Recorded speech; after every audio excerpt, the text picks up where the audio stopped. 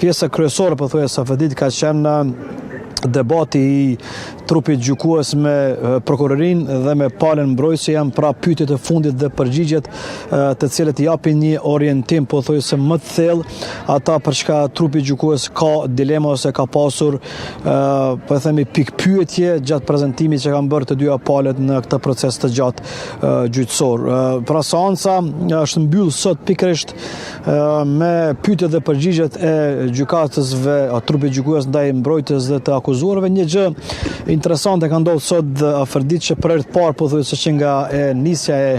procesit gjyqësor pothuajse për 3 vite,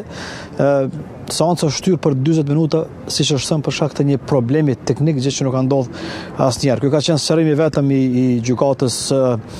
speciale për këtë shtyre, por kam mbarvajt rrjedhshëm dhe në natyrshëm pa një pauzë më të gjatë, sepse zakonisht gjatë seancave që mban ka edhe pauza, por sot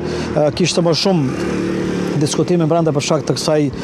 vonese që ka ndodhur. Ne kemi përcjell komplet seancën nga galeria aty ku qëndron publiku, media dhe diplomatët. Edhe sot, si çdo herë tjetër në këtë pjesë të fundit të fjalëve përmbyllëse, ka pasur një interesim të jashtëzakonshëm të prezencës edhe diplomatëve tuaj, zakonisht edhe të mediave që kësaj radhe, sidomos mediat nga Kosova, janë të shumtë, pothuajse secila media është prezente aty, dhe familjarëve të akuzuarve që në ka munguar. Vlen të kësuar këtu që pjesa më e madhe e tyre ishin prej presidentit, pra familja e presidentit, shimtha që konkretisht vëllezërit e tyre dhe bashkëpunëtorët e cilët qëndruan që nga orët e hershme të mëngjesit deri në përfundim të seancës së sotme.